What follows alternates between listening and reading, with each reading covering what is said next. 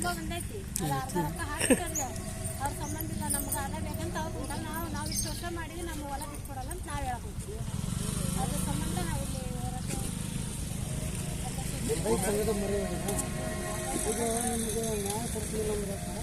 ನೀವು ಜಿಲ್ಲಾಧಿಕಾರಿಗಳಿಗೆ ಏನು ಹೇಳ್ತೀವಿ